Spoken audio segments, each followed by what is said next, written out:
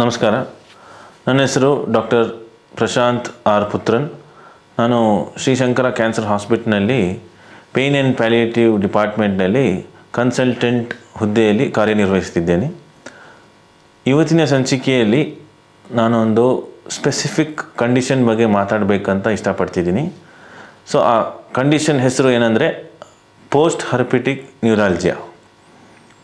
So ಈ post ಹರ್ಪಿಟಿಕ್ ನ್ಯೂರಾಲ್ಜಿಯಾ ಅಂದರೆ ಏನು, ಅದರದ್ದು ಸಿಂಪ್ಟಮ್ಸ್ ಯಾವ ರೀತಿ ಕಾಣಿಸ್ಕೊಳ್ಳುತ್ತೆ, ಸೊ ಅದು ಯಾವ ರೀತಿಯಲ್ಲಿ ಕಾಣಿಸ್ಕೊಳ್ಳುತ್ತೆ, ಯಾವ ಸ್ಟೇಜಲ್ಲಿ ಕಾಣಿಸ್ಕೊಳ್ಳುತ್ತೆ, ಹಾಗೂ ಕ್ಯಾನ್ಸರ್ಗೂ ಅದಕ್ಕೂ ಏನು ಸಂಬಂಧ, ಹಾಗೂ ಕೊನೆಯದಾಗಿ ಅದಕ್ಕೆ ಯಾವ ರೀತಿ ಟ್ರೀಟ್ಮೆಂಟ್ನ ಮಾಡಬಹುದು, ಇದ್ರ ಬಗ್ಗೆ ಮಾಹಿತಿಯನ್ನು ನೀಡೋಕ್ಕೆ ಇಷ್ಟಪಡ್ತೀನಿ. ಸೊ ಮೊದಲನೇದಾಗಿ ಆ ಪದದ ಅರ್ಥ. ಪೋಸ್ಟ್ ಹರ್ಪಿಟಿಕ್ ನ್ಯೂರಾಲ್ಜಿಯಾ ಅಂದರೆ ಈ ಹರ್ಪಿಸ್ ಇನ್ಫೆಕ್ಷನ್ ನಂತರ ಬರುವ ನರಕ್ಕೆ ಸಂಬಂಧಪಟ್ಟ ನೋವು. ಸೊ ಈ ಹರ್ಪಿಸ್ ಇನ್ಫೆಕ್ಷನ್ ಏನಂತ ಹೇಳಿದ್ರೆ ಆಲ್ಮೋಸ್ಟ್ ಎಲ್ರಿಗೂ ಗೊತ್ತಿರುವಂಥದ್ದೇ. ಸೊ ಈ ಹರ್ಪಿಸ್ ವೈರಸ್ ಎನ್ನುವ ಇನ್ಫೆಕ್ಷನ್ ಆಗತ್ತೆ. ಸೊ ಅದು ಎಲ್ಲ ಆಗ್ಬೋದು, ಬಾಡಿಯಲ್ಲಿ ಯಾವ ಪಾರ್ಟಲ್ಲೂ ಕೂಡ, ಅಂಗಾಂಶದಲ್ಲೂ ಕೂಡ ಆಗ್ಬೋದು. ಅಂದರೆ ಹೆಡ್ ಆ್ಯಂಡ್ ನೆಕ್ ಏರಿಯಾದಲ್ಲಿ ಬರ್ಬೋದು, ಅಥವಾ ಥೊರ್ಯಾಕ್ಸ್ ರೀಜನ್ ಅಂತ ಹೇಳ್ತೀವಿ, ಚೆಸ್ಟ್ ರೀಜನ್, ಆ ರೀಜನಲ್ಲಿ ಬರ್ಬೋದು, ಕಾಲು ಕೈಯಲ್ಲೂ ಕೂಡ ಕಾಣಿಸ್ಕೋಬೋದು. ಬಟ್ ಮೋಸ್ಟ್ ಕಾಮನ್ ಆಗಿ ಬರುವಂಥ ರೀಜನ್ ಅಂತ ಹೇಳಿದ್ರೆ ಥೊರ್ಯಾಸಿಕ್ ರೀಜನ್, ಸೊ ನಮ್ಮ ಎದೆ ಭಾಗ. ಹಾಗೂ ಸೆಕೆಂಡ್ ಕಾಮನ್ ಅಂತ ನೋಡಿದರೆ ಮುಖದ ಭಾಗ. ಸೊ ಈ ಇನ್ಫೆಕ್ಷನ್ ಯಾವ ರೀತಿ ಆಗುತ್ತೆ? ಸೊ ಇದೊಂದು ಕಾಮನ್ ಯಾವುದೇ ಒಂದು ವೈರಲ್ ಇನ್ಫೆಕ್ಷನ್ ಥರ. ಸೊ ಅದು ಇನಿಷಿಯಲ್ ಸ್ಟೇಜಸ್ ಆಫ್ ಇನ್ಫೆಕ್ಷನ್ ನೋಡಿದ್ರೆ ಸ್ಕಿನ್ನಲ್ಲಿ ನಿಮಗೆ ಚೇಂಜಸ್ ಕಾಣಿಸ್ಕೊಳ್ಳುತ್ತೆ. ಸೊ ಆ ಸ್ಕಿನ್ನಲ್ಲಿ ಗುಳ್ಳೆ ಥರ, ನೀರು ತುಂಬಿದ ಗುಳ್ಳೆ ಥರ ಕಾಣಿಸ್ಕೊಳ್ಳುತ್ತೆ. ಸೊ ಅದರದ್ದು ಇನಿಷಿಯಲ್ ಸ್ಟೇಜಸ್. ಸೊ ಇವಾಗ ಯಾವ ರೀತಿದು ನೋವು ಕಾಣಿಸ್ಕೊಳ್ಳಲ್ಲ, ಸ್ವಲ್ಪ ಉರಿ ಇರಬಹುದು. ಅದಕ್ಕೆ ಸಾಮಾನ್ಯವಾಗಿ ಜನರು ಏನು ಮಾಡ್ತಾರೆ, ನಮ್ಮ ಈ ಡರ್ಮಟಾಲಜಿಸ್ಟ್ ಅವ್ರ ಹತ್ರ ಹೋಗಿ ಅದಕ್ಕೆ ಚಿಕಿತ್ಸೆಯನ್ನು ಪಡಿತಾರೆ.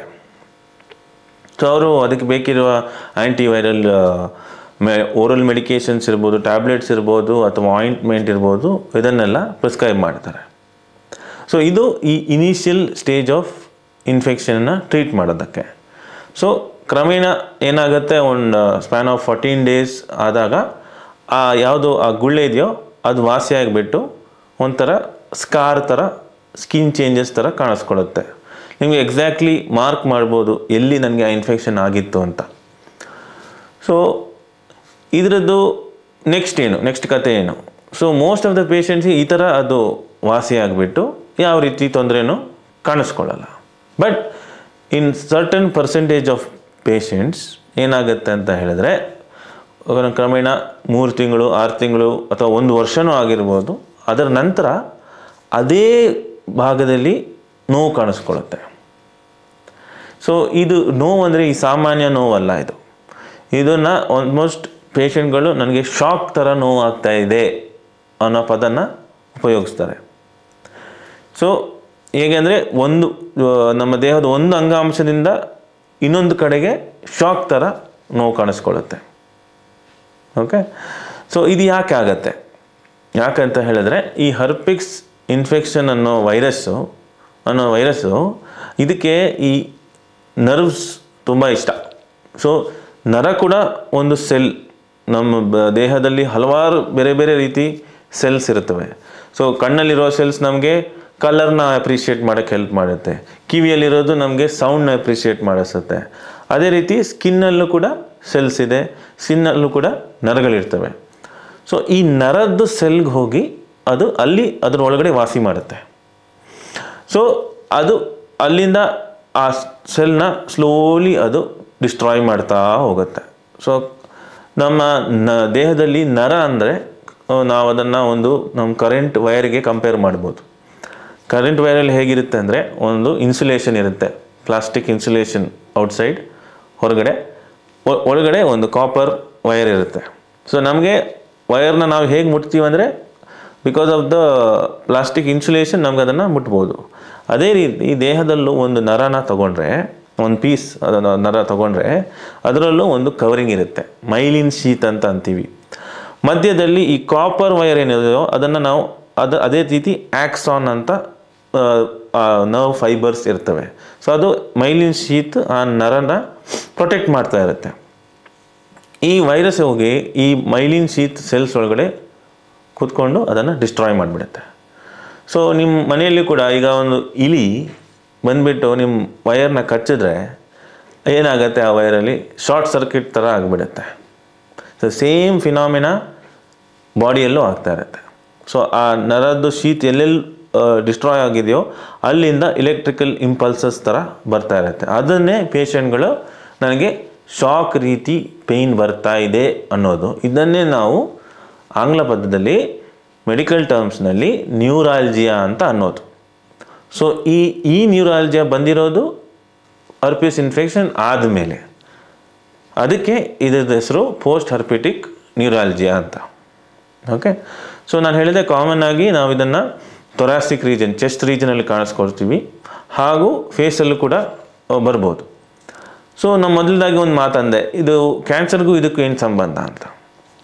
ಒಂದು ವೆರಿ ಇಂಪಾರ್ಟೆಂಟ್ ರಿಲೇಷನ್ ಇದೆ. ಯಾಕೆಂದರೆ ಕ್ಯಾನ್ಸರಲ್ಲಿ ಬೇರೆ ಬೇರೆ ರೀತಿ ಟ್ರೀಟ್ಮೆಂಟ್ ಪೇಷಂಟ್ ಪಡ್ಕೋತಾ ಇರ್ತಾರೆ, ಕೀಮೋಥೆರಪಿ, ರೇಡಿಯೋಥೆರಪಿ ಎಲ್ಲ.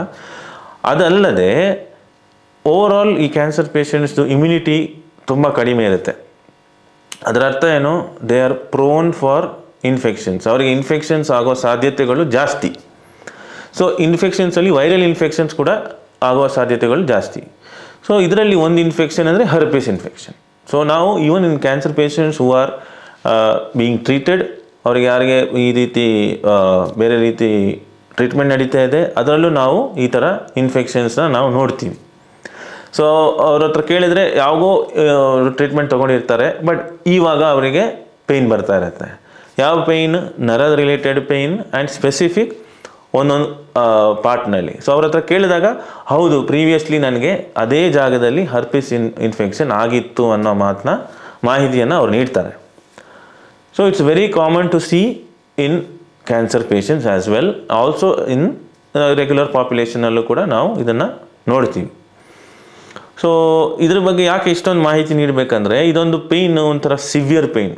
ಇದು ಸಾಮಾನ್ಯವಾಗಿ ಯೂಸ್ ಮಾಡುವಂಥ ಪೇಯ್ನ್ ಕಿಲ್ಲರ್ಸ್ ಟ್ಯಾಬ್ಲೆಟ್ಸಲ್ಲಿ ಇದು ಕಡಿಮೆ ಆಗೋದಿಲ್ಲ.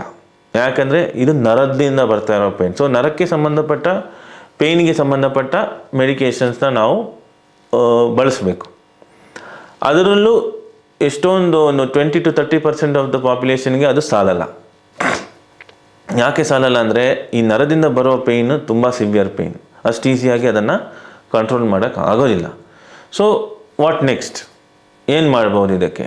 ಸೊ ಅದಕ್ಕೆ ನಮ್ಮಂತಹ ಪೇಯ್ನ್ ಫಿಸಿಷಿಯನ್ಸ್ ನಾವು ಏನು ಅಡ್ವೈಸ್ ಮಾಡ್ತೀವಿ ಅಂತ ಹೇಳಿದರೆ, ಫಸ್ಟ್ ಆಫ್ ಆಲ್ ಈ ಥರ ಹಿಸ್ಟ್ರಿ ತೊಗೊಂಡು ಯಾಕಾಯಿತು, ಏನಾಯಿತು, ಹೇಗೆ ಆಯಿತು ಅಂತ ತಿಳಿದ ಮೇಲೆ, ನಿಮ್ಮ ಬಾಡಿನ ಎಕ್ಸಾಮಿನ್ ಮಾಡಿದ ಮೇಲೆ, ಅಲ್ಲಿ ಯಾವ ಲೆವೆಲಲ್ಲಿ ಯಾವ್ಯಾವ ನರಗಳು ಎಫೆಕ್ಟ್ ಆಗಿದೆಯೋ ಅದನ್ನು ಕಂಡುಹಿಡಿದ ಮೇಲೆ ನಾವು ಡಯಾಗ್ನಾಸ್ಟಿಕ್ ಇಂಜೆಕ್ಷನ್ಸ್ನ ನಾವು ಸಜೆಸ್ಟ್ ಮಾಡ್ತೀವಿ. ಸೊ ಈ ಡಯಾಗ್ನಾಸ್ಟಿಕ್ ಇಂಜೆಕ್ಷನ್ಸ್ ಮೊದಲಿನ ಸಂಚಿಕೆಯಲ್ಲಿ ನೀವು ಕೇಳಿರ್ಬೋದು ನಾನು ಹೇಳೋದು. ಡಯಾಗ್ನಾಸ್ಟಿಕ್ ಇಂಜೆಕ್ಷನ್ಸ್ ಅಂದರೆ ನಾವು ಇಂಜೆಕ್ಷನ್ ಕೊಟ್ಟು ನೋವು ಕಡಿಮೆ ಆದರೆ ನಮಗೆ ಅದು ಗ್ಯಾರಂಟಿ, ಅದು ನರದಿಂದಲೇ ಈ ನೋವು ಬರ್ತಾ ಇದೆ ಅನ್ನೋದು. ಸೊ ಒಂದು ಫಿಸಿಷಿಯನ್ಗೆ ಸ್ಟೆಥೋಸ್ಕೋಪ್ ಹೇಗೆ ಇಂಪಾರ್ಟೆಂಟು, ಒಂದು ಪೇಯ್ನ್ ಫಿಸಿಷಿಯನ್ಗೆ ಈ ಡಯಾಗ್ನಾಸ್ಟಿಕ್ ಇಂಜೆಕ್ಷನ್ಸ್ ತುಂಬ ಇನ್ಫಾರ್ಮೇಷನ್ನ ಕೊಡುತ್ತೆ. ಓಕೆ. ಸೊ ಆ ರೀತಿ ಮಲ್ಟಿಪಲ್ ಲೆವೆಲ್ಸ್ ಇನ್ವಾಲ್ವ್ಮೆಂಟ್ ಇದ್ದರೆ ನಾವು ಡರ್ಮಟೋಮ್ ಅಂತ ಅಂತೀವಿ. ಡರ್ಮಟೋಮ್ ಅಂದರೆ ಚರ್ಮದ್ದು ಯಾವ ಭಾಗ ಒಂದೇ ನರದಿಂದ ಸಪ್ಲೈ ಆಗಿರುತ್ತೆ ಅದನ್ನು ಒಂದು ಸಿಂಗಲ್ ಡರ್ಮಟೋಮ್ ಅಂತ ಅಂತೀವಿ. ಸೊ ಎದೆ ಭಾಗದಲ್ಲಿ ಅದು ಕ್ಲಾಸಿಕ್ ಆಗಿ ಕಾಣಿಸ್ಕೊಳ್ಳುತ್ತೆ. ಒಂದೊಂದು ಲೆವೆಲಲ್ಲಿ ಒಂದೊಂದು ನರ ಪೂರ್ತಿ ಹಿಂದೆಯಿಂದ ಹಿಡಿದು ಮುಂದೆ ತನಕ ಒಂದು ಚರ್ಮದ ಭಾಗನ ಸಪ್ಲೈ ಮಾಡುತ್ತೆ. ಸೊ ಅವರಿಗೆ ಅಲ್ಲಿ ಆ ಪೋಸ್ಟ್ ಹರ್ಪಿಟಿಕ್ ಇನ್ಫೆಕ್ಷನ್ ಆಗಿದ್ದರೆ, ನ್ಯೂರಾಲ್ಜಿಯಾ ಇದ್ದರೆ, ಅವರು ನನಗೆ ಹಿಂದಿಂದ ಸ್ಟಾರ್ಟ್ ಆಗಿ ಮುಂದೆ ಬರುತ್ತೆ ನೋವು ಅಂತ ಹೇಳ್ತಾರೆ. ಸೊ ಅದನ್ನು ನಾವು ರೇಡಿಯೇಷನ್ ಆಫ್ ಪೇಯ್ನ್ ಅಂತ ಅಂತೀವಿ. ಸೊ ಆ ನರಗಳನ್ನು ನಾವು ಕಂಡುಹಿಡಿತೀವಿ. ಹೇಗೆ ಕಂಡುಹಿಡಿತೀವಿ ಅಂದರೆ ಯೂಸಿಂಗ್ ಅಲ್ಟ್ರಾಸೌಂಡ್ ಸ್ಕ್ಯಾನಿಂಗ್. ಸೊ ಈ ಅಲ್ಟ್ರಾಸೌಂಡ್ ಅನ್ನೋದು ತುಂಬ ಇಂಪಾರ್ಟೆಂಟ್ ಟೂಲ್ ನಮಗೆ. ಸೊ ಅದರಲ್ಲಿ ನಾವು ಆ ನರಗಳನ್ನು ವಿಜುವಲೈಸ್ ಮಾಡ್ಬೋದು. ವಿಜುವಲೈಸ್ ಮಾಡಿ ಪ್ರಿಸೈಸ್ ನೀಡಲ್ ಇಂಜೆಕ್ಷನ್ಸ್ನ ನೀಡಬಹುದು. ಸೊ ಆವಾಗ ಏನಾಗುತ್ತೆ, ಅದರಲ್ಲಿ ನಾವು ಲೋಕಲ್ ಎನೆಸ್ಥೆಟಿಕ್ಸ್ ಅಂತ ಮೆಡಿಕೇಷನ್ಸ್ನ ಯೂಸ್ ಮಾಡ್ತೀವಿ. ದೇ ವೆರಿ ಸೇಫ್ ಬಿಕಾಸ್ ನೀವು it is given under guidance. So ಅದನ್ನು ಕೊಟ್ಟಾಗ ಆಟೋಮ್ಯಾಟಿಕಲಿ ಆ ನರ ನಂಬಾಗೋಗುತ್ತೆ, ಪೇಯ್ನ್ ಕಡಿಮೆ ಆಗುತ್ತೆ. ಸೊ ನಾವು we know the culprit is because of the damage to these nerves. So ಇದಾದಮೇಲೆ ಏನು ಮಾಡ್ಬೋದು ಅಂದರೆ, almost like a near permanent solution ಅಂದರೆ radio frequency ablation of these nerves. So ಇದರಲ್ಲಿ ಏನು ಮಾಡ್ತೀವಿ, ಇದು ಒಂದು ಸ್ಪೆಷಲೈಸ್ ನೀಡಲ್ಸ್ ಎಲ್ಲ ಇರುತ್ತೆ. ಸೇಮ್ ಲೋಕಲ್ ಎನೆಸ್ಥೀಸಿಯಾದಲ್ಲೇ ಯಾವ ರೀತಿಯ ಜನರಲ್ ಎನೆಸ್ಥೀಸಿಯಾ ಬೇಕಾಗಿರೋದಿಲ್ಲ. Patient will be awake. So ನಮಗೆ ಸ್ಕ್ಯಾನ್ ಮಾಡಿ ನಾವು ಆ ಪಾಯಿಂಟ್ಸ್ನ ಮಾರ್ಕ್ ಮಾಡ್ತೀವಿ, ಎಲ್ಲೆಲ್ಲಿ ಯಾವ್ಯಾವ ನರ ಇನ್ವಾಲ್ವ್ ಆಗಿದೆ. ಸೊ ಎಲ್ಲಿ ನಾವು ಪ್ರಿಕ್ ಮಾಡ್ತೀವೋ ಆ ಸ್ಕಿನ್ಗೆ, ಆ ಪಾಯಿಂಟಿಗೆ ನಾವು ಲೋಕಲ್ ಎನೆಸ್ಥೀಸಿಯಾನ ಕೊಡ್ತೀವಿ. ಸೊ ಫರ್ದರ್ ಆ ಸ್ಪೆಷಲೈಸ್ಡ್ ನೀಡಲ್ ಹಾಕಬೇಕಾದ್ರೆ ಯಾವ ರೀತಿಯೂ ನೋವು ಇರೋದಿಲ್ಲ.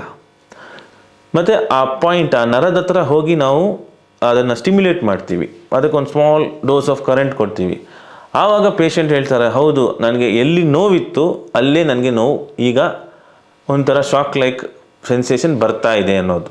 So that is another confirmation that we are at a right place ಅನ್ನು. ಸೊ ಅದೇ ರೀತಿ ಮಲ್ಟಿಪಲ್ ಲೆವೆಲ್ಸಲ್ಲಿ ನರದ ಹತ್ರ ಹೋಗಿ ಅದನ್ನು ಫಸ್ಟ್ ಸ್ಟಿಮ್ಯುಲೇಟ್ ಮಾಡಿ ನಾವು ಮತ್ತೆ ಅದಕ್ಕೆ ಹೀಟ್ ವೇವ್ಸ್ ಕೊಟ್ಟು ಅದರಿಂದ ಬರುವ ಪೇಯ್ನ್ ಸಿಗ್ನಲ್ಸ್ನ ನಾವು ಸ್ಟಾಪ್ ಮಾಡಿಬಿಡ್ತೀವಿ. ಸೊ ಇದರದ್ದು ಇಫೆಕ್ಟ್ ಕೆಲವೊಮ್ಮೆ ಇಮಿಡಿಯೇಟ್ಲಿ ಇರುತ್ತೆ. ಕೆಲವರಿಗೆ ಆಲ್ಮೋಸ್ಟ್ 2 to 3 ವೀಕ್ಸಲ್ಲಿ ಇದರದ್ದು ಇಫೆಕ್ಟ್ ಕಾಣಿಸ್ಕೊಳ್ಳುತ್ತೆ. ಸೊ ಇದು ಮಾಡ್ತಾ ಇರಬೇಕಾದ್ರೆ ಅವ್ರು ಯಾವ ರೀತಿ ಬೇರೆ ಟ್ರೀಟ್ಮೆಂಟ್ನ ನಿಲ್ಲಿಸಬೇಕಾಗಿಲ್ಲ.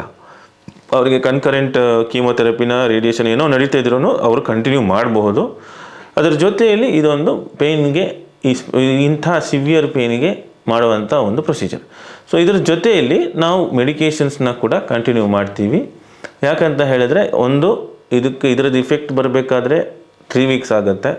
ಸೊ ಆ ಟೈಮಲ್ಲಿ ಒಂದು ಬ್ರಿಡ್ಜಿಂಗ್ ಥೆರಪಿ ಥರ ಕೊಡೋಕ್ಕೆ ನಾವು ಅದಕ್ಕೆ ಮೆಡಿಕೇಷನ್ಸ್ನ ನಾವು ಕಂಟಿನ್ಯೂ ಮಾಡ್ತೀವಿ.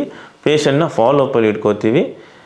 ಫಾಲೋಅಪಲ್ಲಿ ಬಂದಾಗ ಪೇಯ್ನ್ ಹೇಗಿದೆ, ಎಷ್ಟು ಮಟ್ಟಿಗೆ ನಿಯಂತ್ರಣ ಆಗಿದೆ, ಅದನ್ನೆಲ್ಲ ವಿಚಾರನ ತಿಳ್ಕೊಂಡು ಬೇಕಿರೋ ಮೆಡಿಕೇಷನ್ಸ್ ನಾವು ಕಂಟಿನ್ಯೂ ಮಾಡ್ತೀವಿ. ಸ್ಲೋಲಿ ಅದನ್ನು ಟೇಪರ್ ಮಾಡ್ಕೊಂಡು ಹೋಗ್ತೀವಿ.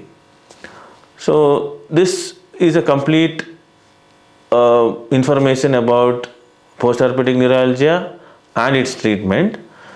ಸೊ ನಿಮ್ಮ ಸುತ್ತಮುತ್ತ ಯಾರಿಗಾದರೂ ಈ ಥರ ಒಂದು ಕಂಡೀಷನ್ ಇದೆ, ಅದಕ್ಕೆ ಏನು ಮಾಡಬೇಕು ಅಂತ ಅವರಿಗೆ ಯಾವುದೇ ಒಂದು ಇನ್ಫಾರ್ಮೇಷನ್ ಇಲ್ಲದೆ ಹೋದರೆ ದಯವಿಟ್ಟು ಇಂಥವರಿಗೆ ತಿಳಿಸಿ. ಹಾಗೂ ಇದರ ಚಿಕಿತ್ಸೆ ಪಡಿಬೇಕಾದ್ರೆ ದಯವಿಟ್ಟು ಶ್ರೀ ಶಂಕರ ಕ್ಯಾನ್ಸರ್ ಹಾಸ್ಪಿಟಲ್ ಅಲ್ಲಿ ನಮ್ಮ ಪೇಯ್ನ್ ಆ್ಯಂಡ್ ಪ್ಯಾಲಿಯೇಟಿವ್ ಡಿಪಾರ್ಟ್ಮೆಂಟಲ್ಲಿ ನಮ್ಮನ್ನು ಬಂದು ಭೇಟಿ ಆಗ್ಬೋದು. ನಮಸ್ತೆ.